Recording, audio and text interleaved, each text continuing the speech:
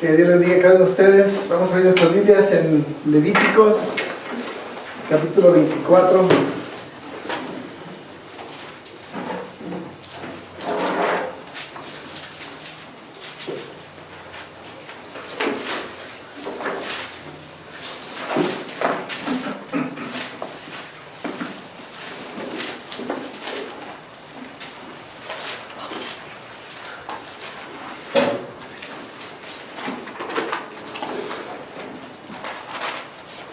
¿Puedo borrar esto? ¿Ya puedo borrar?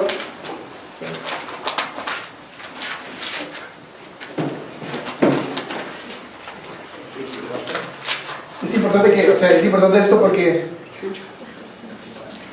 quiero que, ¿cómo se llama? Que sigan la cronología para que puedan, ¿se ve mirando la cronología?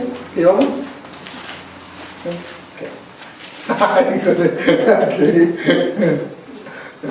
Ok, 24, Levítico 24, ¿listas? Levítico 24.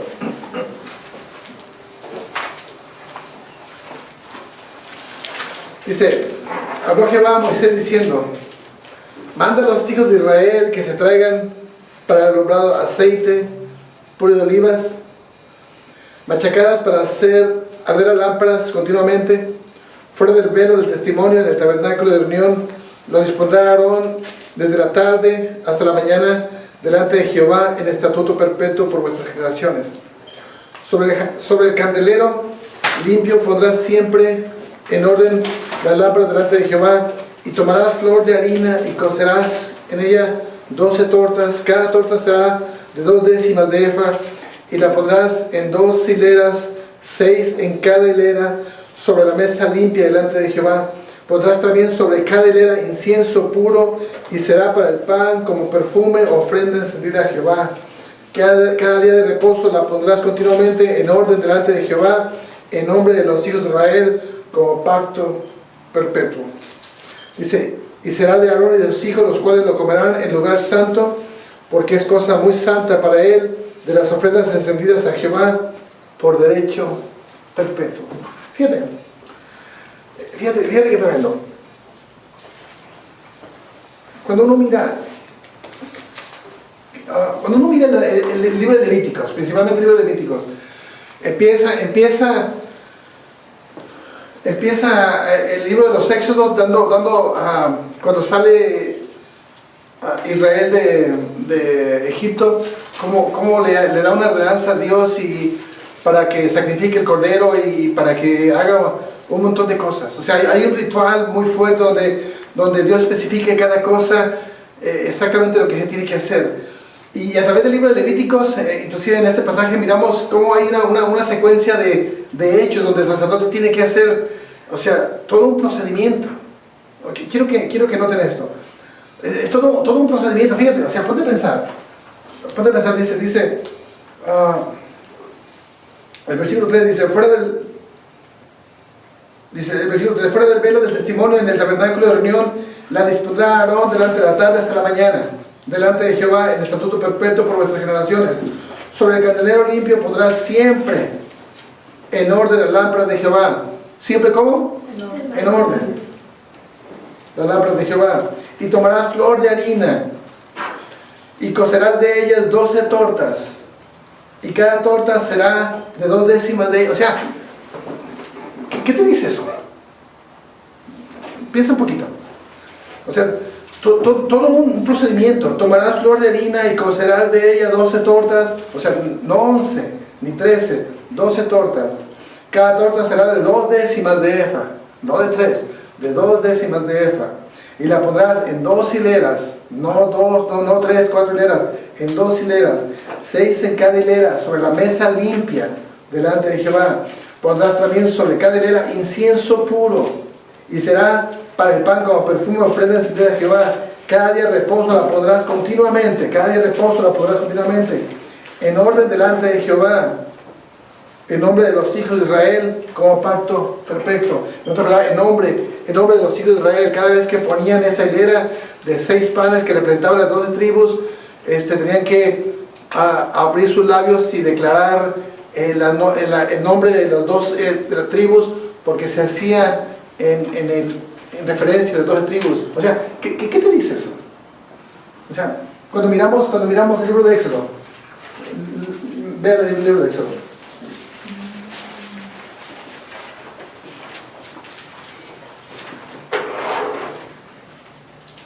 12:5.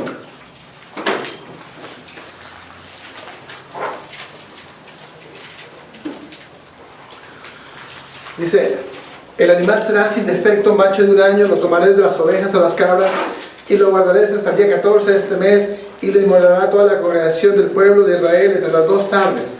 Y tomarás de la sangre y lo pondrás en los 2 postes y en el dintel de las casas en que lo han de comer. Y aquella noche comerán la carne asada a fuego y panes sin levadura, con hierbas amargas la comerán. Ninguna cosa comeréis de cruda ni cocida en agua, sino asada al fuego, su cabeza con sus pies y sus entrañas.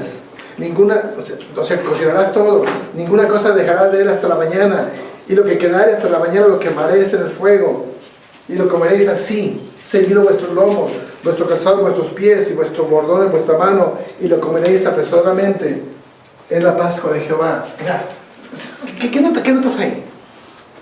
¿Qué notas ahí, Daniel? O alguien, dígame, ¿qué notan?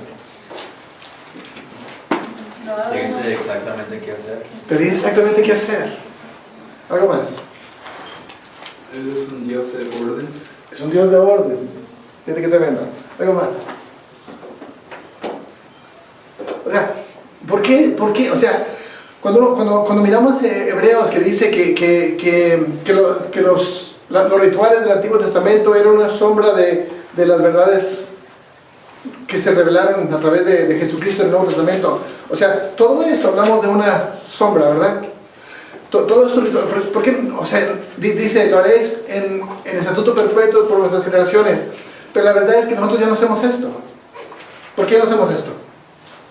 ¿Por qué no agarramos un cordero y no agarramos una hoja y la mecemos? ¿Por qué? Porque eso es sombra. ¿Cómo? Eso es una sombra. Porque quedó como una sombra de una realidad. Entonces nosotros estamos viendo la realidad de una sombra. O sea, pero cuando dice que quede como estatuto perpetuo, o sea, porque queda como estatuto perpetuo, ¿significa que lo seguimos haciendo? Sí, por supuesto que sí. Lo seguimos haciendo, pero ahora en la realidad de la revelación que trae Cristo a nuestras vidas. O sea, y cuando uno mira todas las fiestas del Antiguo Testamento y lo estudiamos, ¿cumplimos todas las fiestas? Sí. Nosotros como cristianos, por supuesto que sí. Lo cumplimos en la esencia de la realidad que es Cristo. No hacemos los rituales que hacían, que le ordenó Dios a ellos. ¿Por qué? Porque el Cordero ya se hizo real. O sea, Cristo, nuestro Cordero. Ya no tenemos que hacer un sacrificio, no tenemos que andar cortando hojas amargas para mecerlas. O sea, ¿cómo se llama? Ya tenemos la realidad de lo que es Cristo y ahora lo festejamos en la realidad que es Cristo. Fíjate qué tremendo. Pero pero cuando uno mira esto, uno tiene que darse cuenta de que ¿quién es el que hace esto? ¿A quién Dios le ordenó? ¿Quiénes eran los encargados de agarrar el cordero? Un requisito, agarrar la paloma, ponerla en la mano derecha, o sea, tanto requisito. ¿Quién hacía eso? Moisés. ¿Quién? Moisés. Moisés. Pero dice que la congregación, ¿no? Pero el versículo 1 dice, the Lord gave the following instructions to Moses and Aaron. ¿Quiénes eran los encargados? Los sacerdotes. O sea, los sacerdotes eran los encargados de hacer eso. Por eso la tribu de Leví fue reservada para ese sacrificio, para eso. O sea, la tribu de Leví era la encargada de realmente saber ministrar las cosas de Dios. Estamos hablando de una administración, estamos hablando de saber exactamente lo que se hace. ¿Sí? ¿Va bien? O sea, el sacerdote sabía perfectamente que era una ofrenda de paz, que era una ofrenda, qué pasaba si alguien mataba a una persona, qué ofrenda tenía que hacer, una ofrenda por pecado, una ofrenda por lo que sea, o sea, que había un montón de tipos de ofrendas, pero el sacerdote sabía perfectamente lo que tenía que hacer y sabía qué tipo de ofrenda usar y los condimentos que tenía que hacer para ese sacrificio. Entonces, ¿de qué estamos hablando? Estamos hablando de que los sacerdotes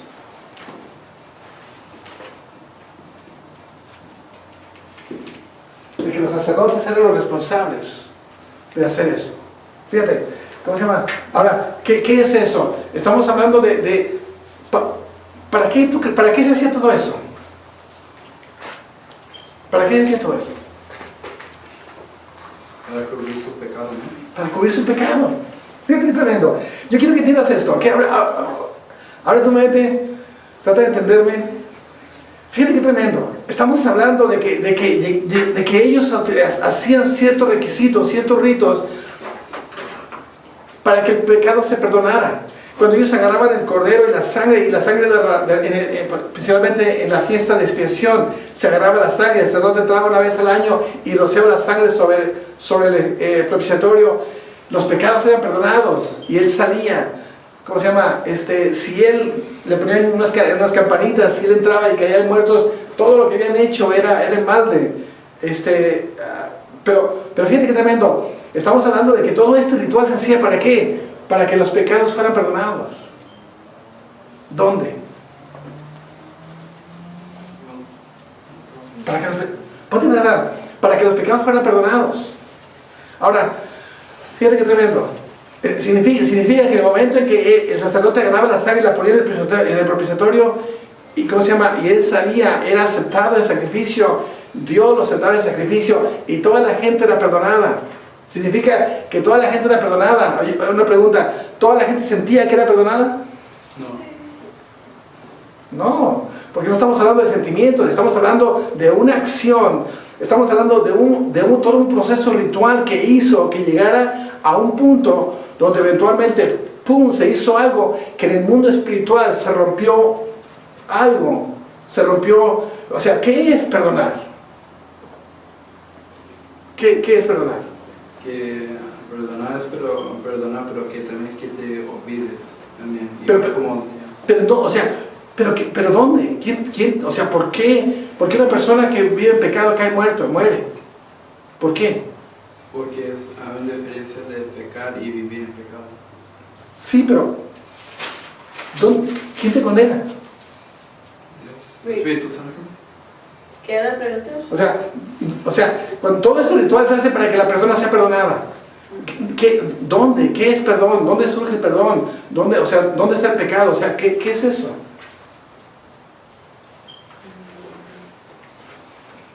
O sea, fíjate qué tremendo. O sea que significa que si tú mueres en pecado en el mundo espiritual hay algo que te juzga y que te condena. O sea, en el mundo espiritual hay algo que te condena y que te juzga. Y si tú vives en pecado, o sea, porque vives en pecado en el mundo espiritual, lo que te juzga y te condena, eventualmente no te deja que las bendiciones fluyan sobre tu vida, porque hay un derecho, porque hay pecado en tu vida. Estamos hablando que en el mundo espiritual hay algo que te tiene sujeto. Hay una autoridad que está sobre ti. Que cuando en el momento en cuando la sangre era puesta sobre el propiciatorio, entonces Dios aceptaba la ofrenda, entonces en el mundo espiritual se rompía ese yugo y la persona podía entrar directamente a la presencia de Dios. Fíjate, entonces estamos hablando de un rito que se hacía aquí para poder encontrar algo en el mundo espiritual, para poder encontrar, para romper el yugo del pecado que se establecía sobre la vida del hombre en el mundo espiritual, para que no lo condenara a nada. ¿Sí? ¿Entienden? ¿Estamos bien? Entonces, ¿qué es eso? Entonces fíjate, porque en el libro de Levíticos miramos todo un sistema de rituales, que tú dices, o sea, cuando uno mira el libro de Levíticos y miras todos los rituales, o sea, hasta cierta vez son incomprensibles, o sea, pero cuando empezamos a entender esto, que todo ese sistema de rituales era para poder en el mundo espiritual romper con yugos y ataduras y para que hubiera libertad. Entonces, cuando esa sangre era derramada sobre el propiciatorio y Dios, cuando era agradable a Dios, entonces en el mundo espiritual se rompía el yugo de juicio que estaba sobre los pecadores de Israel. ¿Sí? Entonces automáticamente el pueblo quedaba libre, ¿cómo se llama? Y podía, si moría el pueblo, entraba al seno de Abraham directamente, porque no había nada que los condenara, porque habían sido justificados. O sea, entonces es muy parecido a lo que hoy hacemos en la Santa Cena. ¿Qué hacemos en la Santa Cena? Fíjate, agarramos pan, agarramos vino.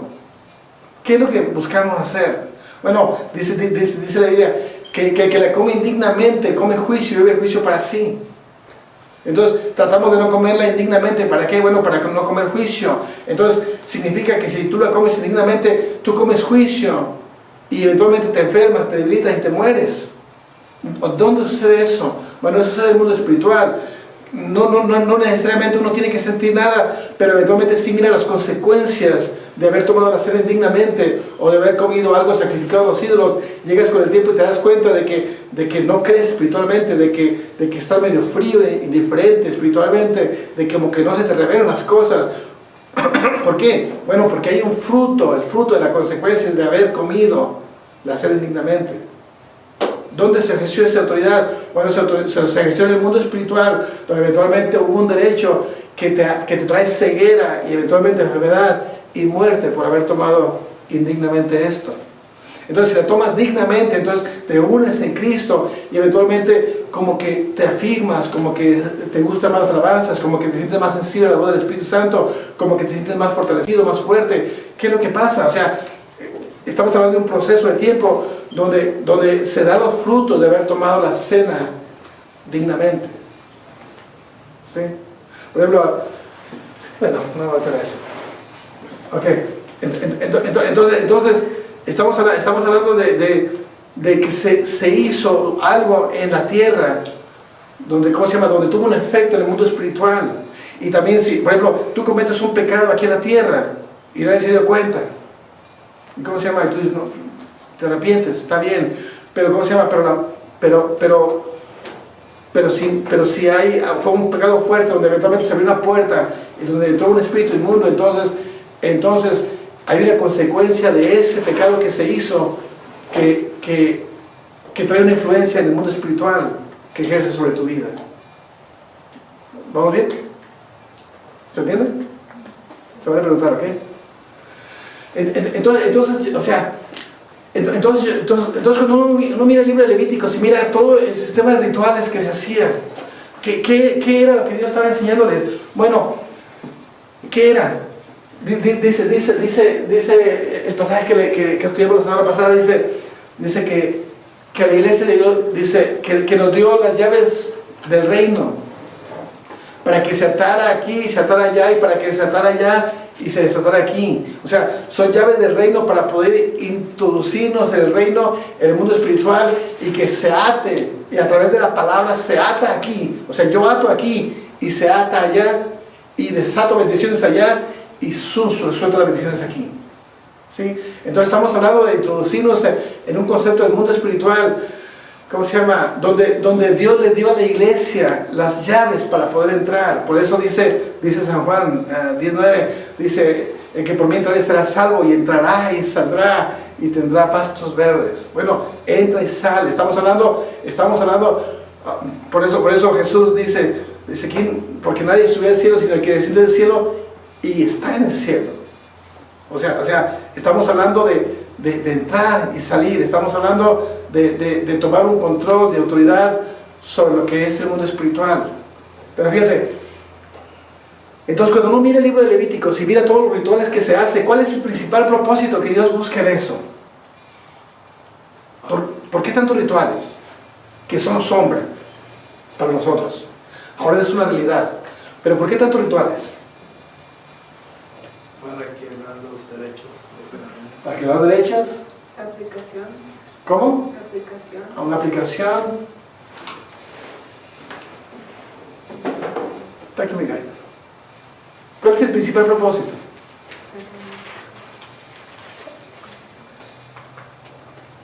Dulce.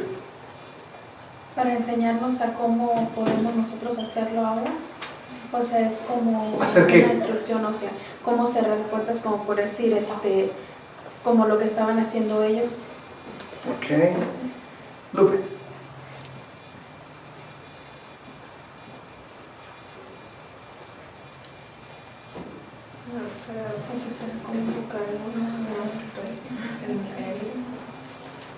A ver, Lorena.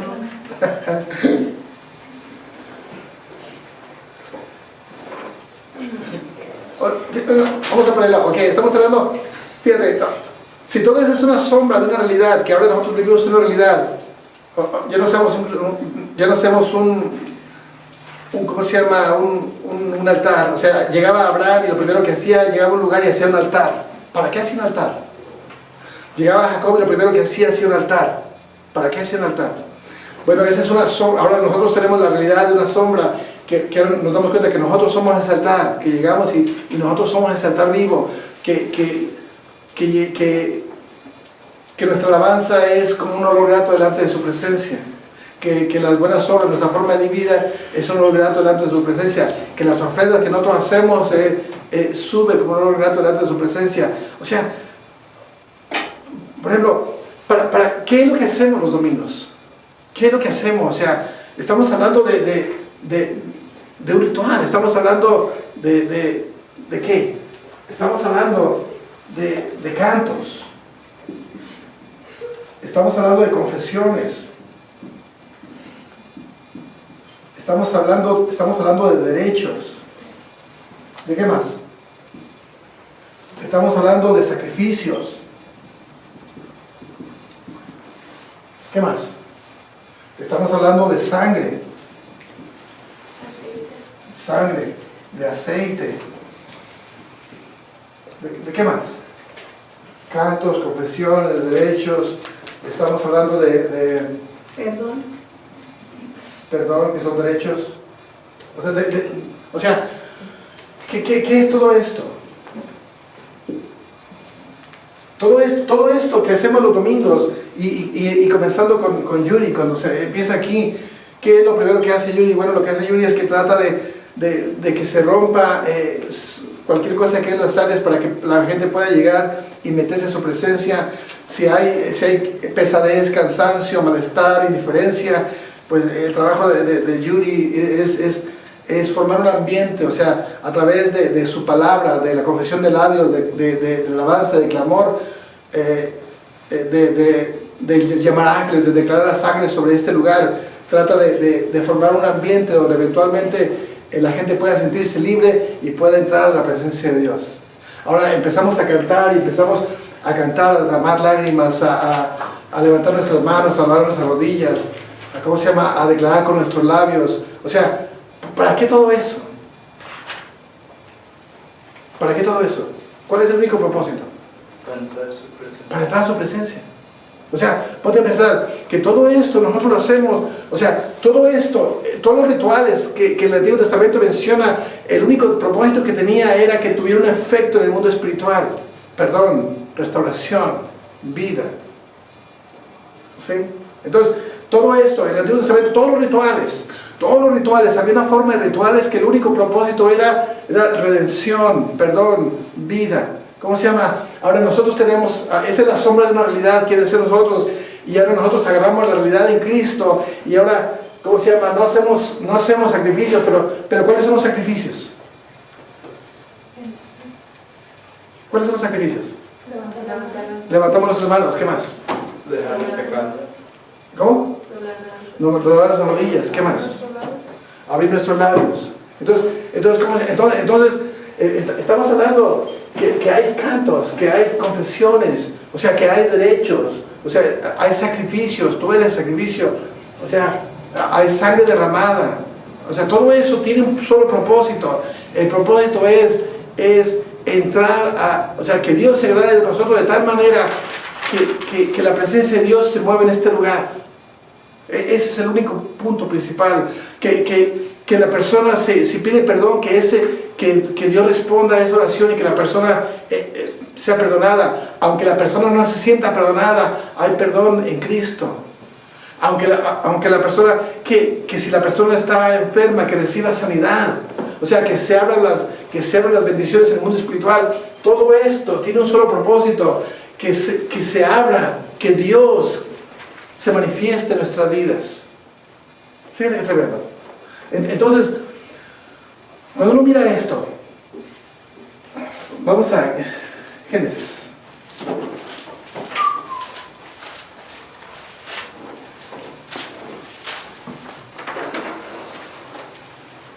Y es importante entender esto. Génesis 11. Sorry.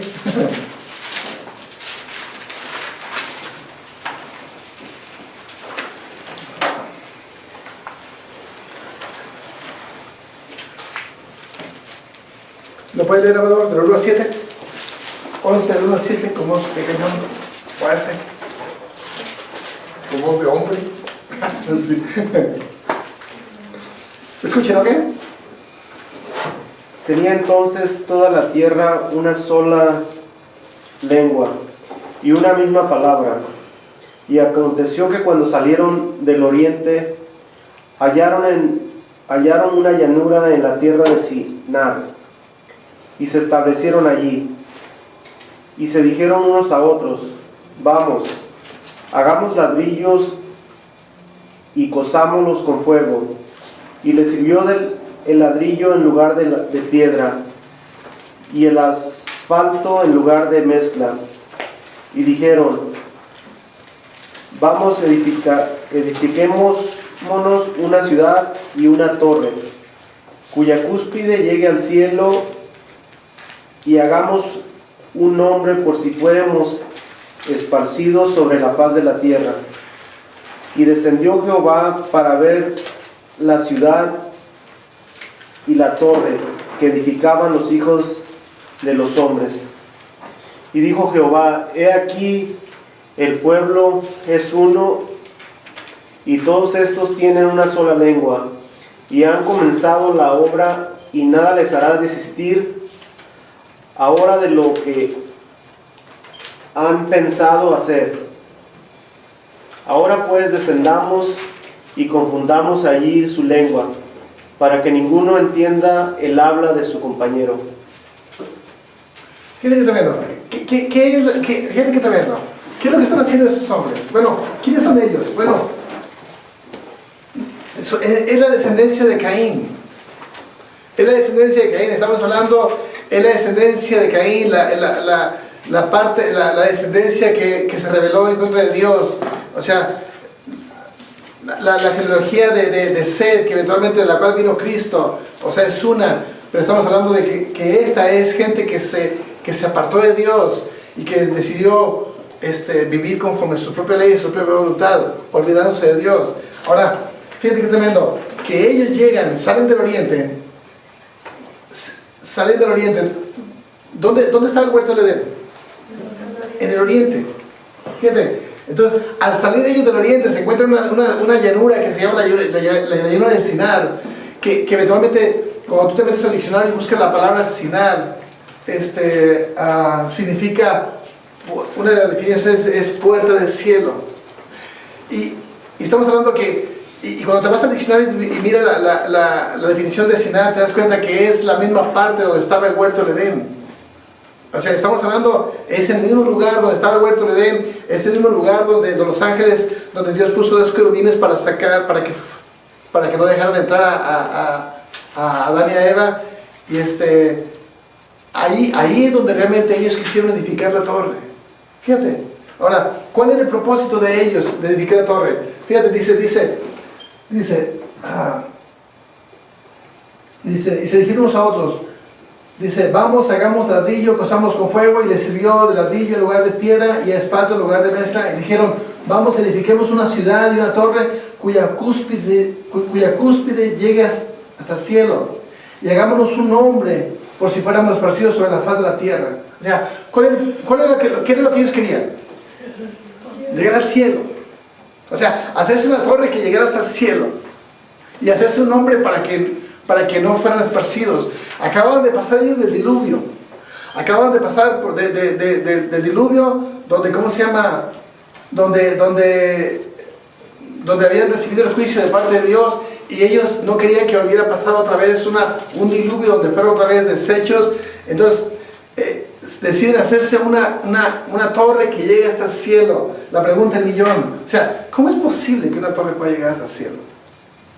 O sea, a veces uno mira fotografías de la Torre de Babel y mira una torre que se va perdiendo así entre las nubes, y tú dices, wow.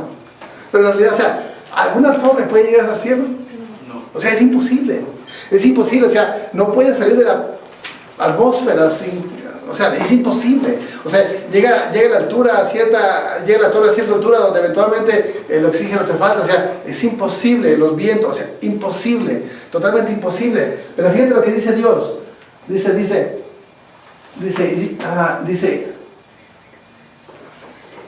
y dijo Dios, he aquí el pueblo es uno, y todos esos tienen un solo lenguaje, y han comenzado la obra, y nada les hará desistir ahora de lo que han pensado. ¿Qué es lo que contesta Dios? ¿Qué es lo que dice Dios? Piensa llegar al cielo. Déjalos. Imposible, no van a llegar. ¿Qué dice Dios? Que sí lo van a lograr. Fíjate qué tremendo. O sea, Dios dice, o sea, ¿sabes qué? Estos se propusieron algo en su corazón y todos tienen un solo lenguaje y todos caminan como un solo hombre y de cierto lo van a hacer.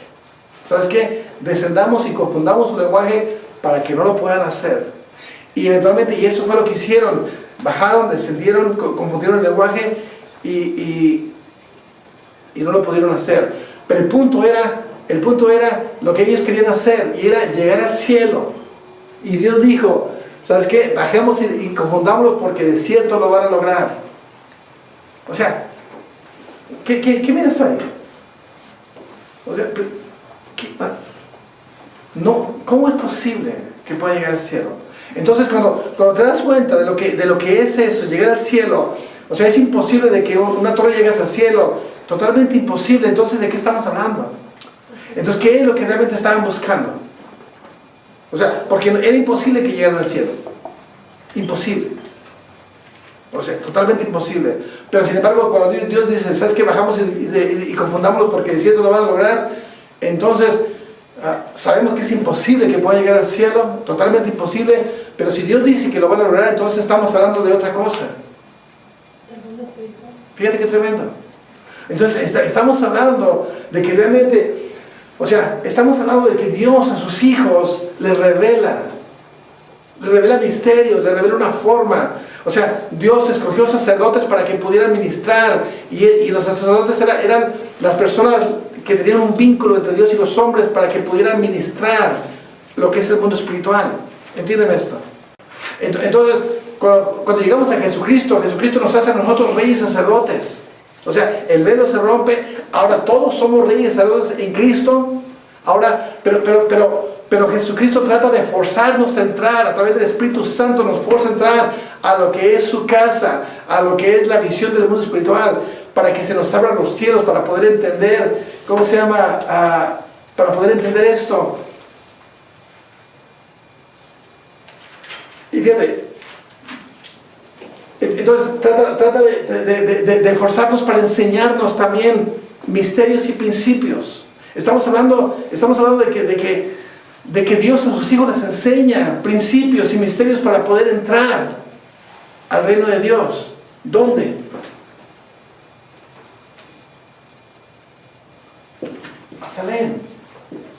A Salem, al Olam, al Kedam, al huerto de Dios.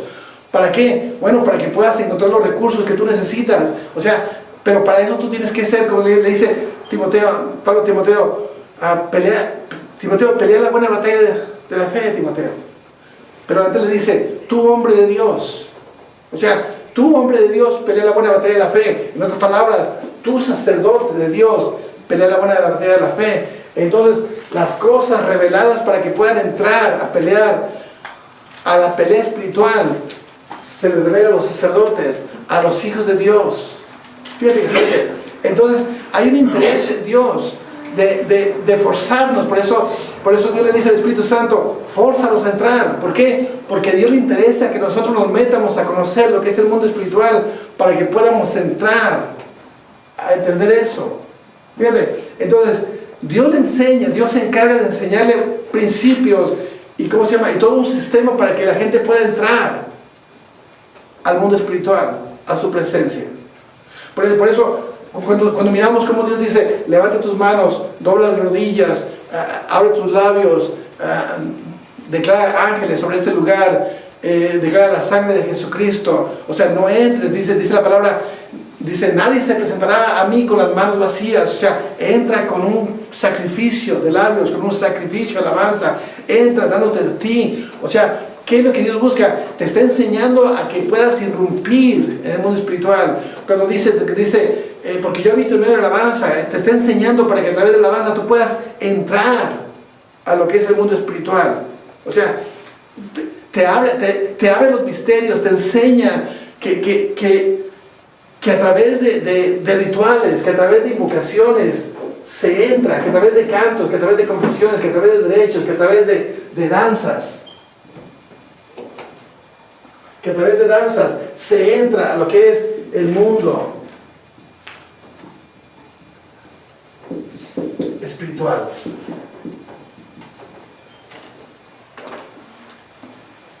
Entonces, ¿qué es lo que le estaba enseñando a ellos? A través de todos los rituales, a sus sacerdotes, bueno, que pudieran irrumpir el mundo espiritual para que pudieran agarrar las bendiciones y el perdón y la restauración y la vida que Dios quería que ellos tuvieran a través de los sacrificios. Entonces, como sombra de eso, a nosotros se nos enseña a través de rituales, que no llega a ser, que no son rituales, sino es una forma de vida. Pero se nos enseña, si lo podemos poner de una forma más cruda, estamos hablando de una invocación. Porque no es una invocación, Señor, tócame, Señor, tócame. ¿Es una invocación? Señor, llena mi vida. ¿Estás invocando? Sí, estás invocando. Creo que la palabra invocación tiene un trasfondo más espiritual del lado negativo, pero viéndolo de una manera cruda, o sea, lo que tú estás haciendo es Señor, llena con tu presencia esta casa. Espíritu Santo, toca mi vida. Señor, en el nombre de Jesús, sana. O sea, ¿qué estás haciendo? Estás invocando, o sea, estás cantando, estás danzando, estás levantando tus manos, estás confesando con tus labios, dando derechos, declarando la sangre, poniendo aceite. O sea, ¿para qué? Bueno, para irrumpir en el mundo espiritual, para que la presencia de Dios se manifieste sobre nuestra vida. Entonces, cuando miramos lo que pasa aquí con Nimrod, en la Torre de Babel, fíjate qué tremendo, que ellos deciden levantar una torre en la tierra de Sinar, donde había estado el huerto del Edén, donde había estado una puerta, donde había una puerta que fue cerrada por 2 querubines. O sea que ellos, así como Dios le enseña a su gente, a sus hijos, para poder entrar, a sus hijos, a sus sacerdotes, para poder entrar a la dimensión espiritual donde Él habita, porque es dimensión espiritual, así también Satanás se encarga de utilizar y enseñarle a sus siervos cómo poder entrar a las dimensiones para que Él también pueda actuar. O sea, porque si no hay invocaciones, si no hay sacrificios, si no hay ritos, tampoco Él puede hacer nada. O sea, porque si Satanás quiere manifestarse en la vida de alguien y quiere hacer algo, o sea, si no hay ritos, si no hay confesiones, si no hay un ritual, no puede hacer nada. O sea, tiene que haber una invocación. Entonces, así como Dios le enseña a sus hijos a entrar al mundo espiritual, y realmente le interesa a Dios que los hijos entiendan entrar al mundo espiritual a través de esto, entonces Satanás también hace lo mismo. Y fíjate, y coincidencia, o sea, deciden hacer la Torre de Babel en la tierra de Sinar, donde había estado el huerto del Edén. O sea, coincidencia no. Ahora, deciden construir una torre que llegue hasta el cielo. Es imposible que lleguen al cielo. Entonces nos damos cuenta que no ese es el punto que ellos querían, de llegar al cielo. Lo que ellos querían era entrar a la dimensión espiritual que se podía lograr. Lo que ellos querían encontrar era la forma, era la llave para poder entrar a ese lugar donde todo es posible. O sea, y miran que lo hacen, y empiezan a formar. Y Dios dice, ¿sabes qué? Estos lo van a lograr. Y desciende y confunde y se quebra el propósito. Pero después miramos que se levantan altares para Baal y para Asterot y para Semiramis. Y miramos que hay todo un ritual de sacrificios donde eventualmente a través de los rituales y los sacrificios Satanás se manifiesta en la vida de ellos. O sea, y ejerce autoridad y ejerce poder. ¿Y cómo se llama? Y hay invocación. O sea, todo se hace como, bueno, a través de rituales. O sea, fíjate, cuando miramos ¿cómo se llama? La fiesta para Semiramis era era una fiesta donde había danzas, gritos, licor, cantos, había orgías. O sea, pero todo eso era el propósito de agradar a la diosa de la fructividad. Por eso había relaciones sexuales, porque era algo fructífero, porque era la diosa de la fructividad. Entonces todo eso era la forma de agradar. Cuando miramos los sacrificios a Moloch, dice la Biblia que agarraban a los niños y se los aventaban a un Moloch de piedra fundido, o sea, caliente, donde los niños morían. O sea, había sacrificios, había rituales, había todo eso. Cuando miramos cómo Elías pelea contra los 450 profetas de Baal y de Acera, miramos que cuando Elías dice, ¿sabes qué? Okay, díganle, hagan un altar. O sea, en todos esos sacrificios, en todos esos cultos, se hacían en lugares altos. ¿Por qué lugares altos? Bueno, porque eran lugares donde se hacía adoración. Y cuando Elías le dice a los profetas, ¿sabes qué? Ustedes pídanle a su Dios, hagan un altar, un sacrificio y pídanle a su Dios, a Baal, que conteste con fuego. Y si él contesta con fuego, entonces Alá sea Dios. Que diga, Baal sea Dios. Pero yo voy a hacer uno, y si Jehová contesta con fuego, entonces Jehová será el Dios. Y lo hace. Y miramos ¿qué hacían? ¿Qué hacían los sacerdotes de Baal? ¿Qué hacían? Danzaban, se cortaban, gritaban, pegaban de gritos, se revolcaban. O sea, todo un ritual. ¿Quién les enseñó a hacer eso? O sea, ¿quién les enseñó a hacer eso? O sea, Satanás le enseña lo que la gente, lo que Nimrod buscaba en la Torre de Babel, era entrar a la dimensión espiritual donde todo es posible. Y tristemente, o sea, déjame decirte que tristemente Satanás le enseña muy bien a sus siervos. Porque tristemente ellos sí llegan a encontrar a través de rituales y sacrificios, poder entrar al lugar donde todo es posible y hacen que las cosas sean posibles. Y sacan de la nada cosas. Y miramos cómo los brujos trabajan y cómo hacen hechizos y cómo hacen brujerías y cómo hacen conjuros, y a través de confesiones, de rituales, de todo eso, entran al mundo espiritual donde realmente hacen que las cosas sucedan. ¿De dónde sale? De la nada. O sea, estamos hablando de un poder que se manifiesta a través de rituales. Y miramos, o sea, ¿por qué Baal no pudo hacer nada? Bueno, miramos que eventualmente Elías fue a la tierra de Baal y fue y ató al hombre fuerte para que Baal no pudiera hacer nada. Pero si Elías no va y no ata al hombre fuerte, entonces Satanás también tiene poder para que el fuego se encendiera en esa lumbrera. Pero primeramente se ató al hombre fuerte para que eventualmente no hubiera ningún poder, ninguna autoridad que pudiera ejercer. Y por eso cuando los profetas de Baal estaban pegando de gritos y danzando, él se estaba burlando y riendo. ¿Por qué? Bueno, porque ya había atado los poderes que podían ejercer autoridad en ese lugar. Y él entra y clama a Dios, y a través de confesión declara con sus labios, y el fuego se enciende y se declara que Jehová es Dios. Fíjate. Entonces, o sea, ¿qué es lo que te quiero decir? Que así como que Dios le interesa, o sea, Dios está demasiado interesado en que tú realmente puedas entender todo el sistema de sacrificio, el sistema de rituales, y dejes lo ritual para entrar a una realidad en Dios. ¿Para qué? Bueno, para que puedas entrar a lo que es el mundo espiritual. Pero fíjate, pero es una tristeza que ¿cómo se entra al mundo espiritual? Bueno, a través de la alabanza, a través de la confesión de labios, a través de las manos levantadas, a través de la rodilla doblada, a través de sacrificios, a través de sangre. O sea, y a pesar de que Dios nos ha dado todo esto y tenemos la realidad en Dios para que la presencia de Dios se pueda manifestar, o sea, tristemente, ¿cómo es posible que los satanistas y los brujos y los del vudú tengan más poder que la iglesia?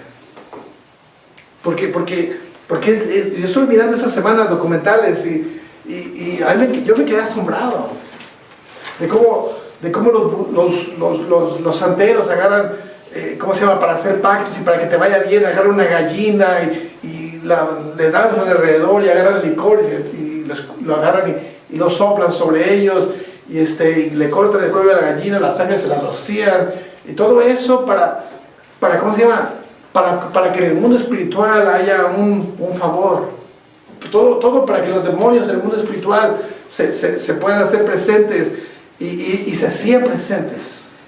O sea, estás en medio del sacrificio y especialmente en el vudú y la santería, que es pura brujería, pero en los documentales miras y ellos están haciendo el sacrificio y ¡pum! Entran en trance.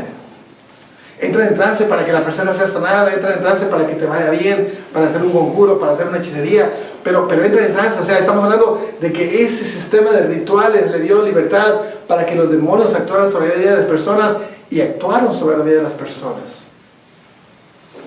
Estaba mirando un documental del vudú, donde ¿cómo se llama?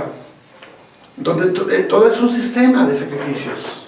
Todo un sistema de sacrificios donde se tratan de hacer uno con los espíritus para poder encontrar todo el favor de los espíritus, y entre más espíritus tengas, más fuerte te vuelves. O sea, ahí en la China está una tribu, o no sé qué será, pero donde se tatúan animales en la espalda. Se tatuaron un tigre, una serpiente, o sea, animales, un chango, y a través de cánticos y ritos y sangre, o sea, se transforman y actúan como los animales.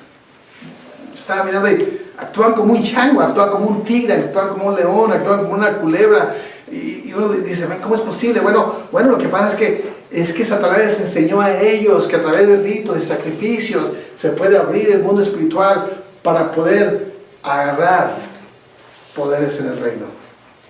Y lo agarran. O sea, claro, no poder de Dios. O sea, estamos hablando de que Satanás tiene poder y se lo manifiesta a su pueblo, a sus siervos, y a pesar de que es limitado ese poder, pero si no hay ritos, si no hay sacrificios, si no hay confesiones, si no hay danzas, entonces Satanás tampoco lo puede hacer. Pero les ha enseñado muy bien a su pueblo y a su gente que lo hacen. Y claro, hay cada charlatán en el mundo. Mira.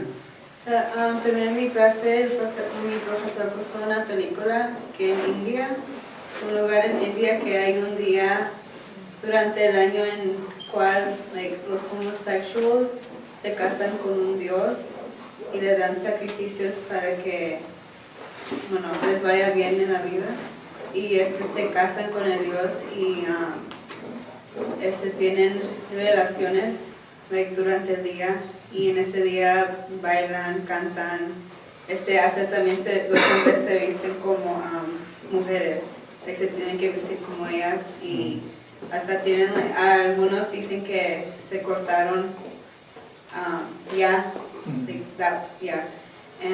porque dicen que era un sacrificio para su Dios, para que le vaya bien en la vida, y ya cuando termina ese día, en la madrugada, en el próximo día, se ponen a llorar porque dicen que ya están solos, están divorciados, que nadie los entiende, que cómo viven, cómo ellos se sienten.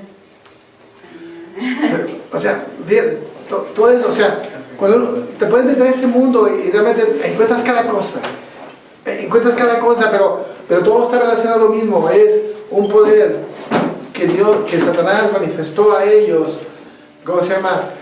Que a ellos les enseñó que a través de rituales, que a través de invocaciones, que a través de cantos, que a través de sacrificios y a través de delegar derechos se puede entrar a una dimensión espiritual donde se puede encontrar poder. ¿No? Claro. Entonces Satanás le da ese poder a los suyos y Dios le da ese poder a los suyos. Lo triste es de que a pesar de que Dios nos da esa enseñanza y esos misterios para que podamos entrar al mundo espiritual, a través de esto no nos cae el 20 y no podemos entrar. Y como no nos cae el 20 y no podemos entenderlo, entonces no entramos a la dimensión espiritual. O sea, cuando yo estaba estudiando eso, si me pongo a mirar esto, si llego a entender esto, me doy cuenta, o sea, ¿cómo podemos estar en el medio de la alabanza indiferentes? ¿Cómo puede estar? ¿Cómo tú puedes estar así en alabanza? O sea, eso es simplemente no entender que el sistema de sacrificios y rituales. ¿Cómo cuando yo digo, abre tus labios, declara con tu voz? O sea, si tú no puedes declarar con tus labios, entonces simplemente no estás entendiendo el sistema de sacrificios del libro de Levíticos que el sacerdote lo hacía para poder entrar a la dimensión espiritual. Entonces, ¿cómo se puede pretender entrar a una dimensión espiritual cuando Dios te da un sistema de sacrificios, te da la forma, la llave para que puedas entrar, pero no entras? O sea, no entras. O sea, si entras a esa dimensión espiritual, hay sanidad, hay libertad, hay vida, hay promesas, y Dios te las quiere dar. Y te da un sistema de sacrificio, te da la forma, la llave para que tú entres, pero te da pena y no entras, y no entramos. O sea, se te hace difícil levantar tus manos, se te hace difícil levantar tu voz, se te hace difícil doblar tus rodillas, se te hace difícil, o sea, se te aburres en la alabanza, te aburres en un culto. O sea, entonces a mí se me hace triste cómo la iglesia en sí, toda la iglesia en general ha perdido la esencia.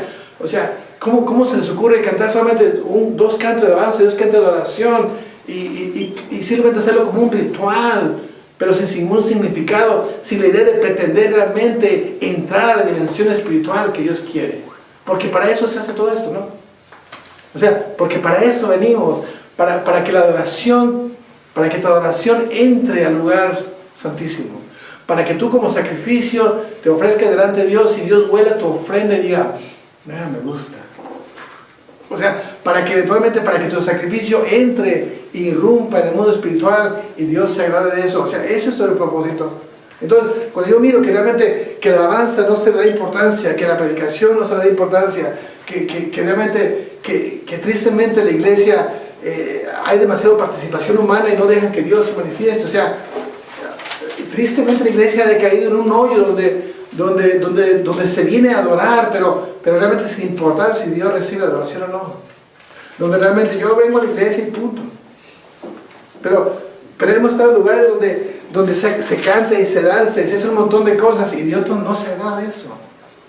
Y es triste saber que cantaste, que danzaste, que bailaste, que estás bien contento y Dios no se agradó de eso. O sea, no importa. Cuando Dios dio todo un sistema, Dios te dio las llaves del reino, Dios te dio llaves para que entres a su presencia. Y tristemente, o sea, no podemos entrar. Entonces, yo creo que si no llega a entender esto, o sea, Dios quiere que entres. Y el Espíritu Santo Dios le dice al Espíritu Santo, fórzalos a entrar. Fórzalos a entrar. Y tal vez Dios ha tratado contigo y ha tratado de cambiar tu concepto de las cosas para que te forces a entrar. Porque Dios quiere que entres. Porque Dios quiere que entres. ¿Por qué? Porque Dios quiere que entres a su casa, al lugar donde están todos los recursos. Porque realmente Dios quiere que realmente que el poder de Dios se manifieste en nuestra vida de tal manera que el mundo pueda ver a un Dios a través de nuestras vidas. Pero para eso tienes que entrar. Y si no llegas a entender el sistema de rituales del libro de Levíticos y no llegas a entender que es una sombra de una realidad, entonces te vas a seguir aburriendo en los cultos y no vas a poder entrar nunca. ¿Sí se entiende? ¿Preguntas? ¿Sobre ese trato de los sacrificios? Sí, o sea, yo no pensaba hablar de otra cosa, pero se me hace importante esto, porque muchas veces no nos cae el 20, porque muchas veces venimos a la iglesia por venir a la iglesia y venimos simplemente porque venimos y cumplimos y nos vamos, pero el principal propósito es todo esto que hacemos tiene un propósito y es que Dios se manifieste. Es que Dios reciba tu alabanza, es que Dios reciba tu adoración. Si Él quiere hacer algo que es suave, pero la esencia de Dios siempre es dar. Pero en fin, o sea, el punto principal es que Dios reciba mi canto, mi alabanza, mi adoración, y que Dios reciba mi sacrificio. O sea, agarrar el favor de Dios, entrar a la dimensión espiritual donde pueda conocer, intimidar con Él. Y Dios establece una forma. Y es importante que lo entiendas. Si tú no llegas a entender esto, si podemos llegar a entender esto, es muy difícil que estés aburrido en un servicio. Te podrás cansar, pero aburrido no. O sea, si tú llegas a entender lo que significa esto, es muy difícil que te haga difícil abrir tus labios. Tal vez te dé pena, pero llegas a entenderlo y abres tu labio y te das cuenta que a través que la confesión liberta y que la confesión da derechos. Entonces, ¿cómo se llama? Y a través de esa confesión, o sea, te das cuenta de que tal vez vienes cansado, que vienes frustrado, que vienes aburrido, pero te das cuenta que esa confesión, que esa mano levantada, que ese canto que cantas, o sea, eventualmente en el mundo espiritual se hace algo que trae un efecto sobre tu vida, que te empieza a dar libertad y empiezas a sentir una libertad en Dios y después una presencia en Dios. ¿Sí? No. Yo tengo una pregunta. Ay, como dices ahí que los sacerdotes son los encargados de hacer eso, ¿verdad? O sea, lo que Dios mandó. Entonces, también se asemeja de que también hay cosas que Dios nada más le dio al hombre, como al sacerdote. ¿Es paralelo o no? Bueno, sí. Lo que pasa es que ahora todos somos reyes y sacerdotes. Ahora hay un sumo sacerdote que es Cristo. Pero por eso ahora nadie podía entrar a la presencia de Dios, sino solamente el sumo sacerdote, solamente una vez al año. Pero por eso el velo del templo se rasgó. El velo del templo se rasgó para ahora darnos una libertad para que todos entremos a la plena presencia de Dios. Entonces, ahora significa que ya eres sacerdote, pero una cosa es que seas sacerdote y otra cosa es que tomes la posición de sacerdote. Una cosa es que seas santo y otra cosa es que tome la posición de santo. Una cosa es que seas justo y otra cosa es que tome la posición de justo. Y la realidad es de que eres justo, pero muchas veces no nos creemos justos. Somos sacerdotes, pero no caminamos como sacerdotes. Somos reyes, pero no nos la creemos reyes. O sea, somos perdonados, pero todavía caminamos sin sentirnos perdonados. Entonces, o sea, estamos hablando de algo que Dios ya hizo. ¿Cómo se llama? Pero todavía no la creemos porque no se nos ha revelado. O sea, por eso es algo que se revela. O sea, y ojalá que Dios quiera. O sea, imagínate que todos pudiéramos entender esto. Estamos hablando, si todos pudiéramos entender, estamos hablando que no habría un culto donde alguien estuviera diferente. Estuviéramos hablando que no habría ni un culto donde alguien estuviera así con las manos abajo. O sea, estuviéramos hablando, o sea, si te llegamos a entender que todo esto, que todo lo que tú haces, eventualmente trae un efecto en el mundo espiritual y eventualmente se regresa del mundo espiritual en bendiciones sobre tu vida, entonces entenderías que nada se hace porque sí. Que tu indiferencia quebra, que tu indiferencia hace que se muera la esencia de Dios, que tu indiferencia hace que si Dios pensaba venir en plenitud, tú eres el que provoca que eventualmente no venga. O sea, que tu indiferencia rompe con el propósito de Dios y que tu alabanza, que tus lágrimas, que tu oración, que tu sacrificio, o sea, provocan que suba como olor grato delante de Dios y descienda a su presencia.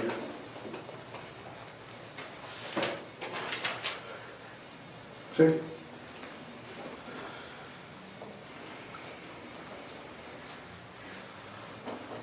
Ok. ¿Preguntas?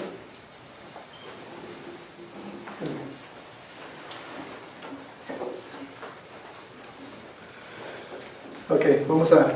Dime.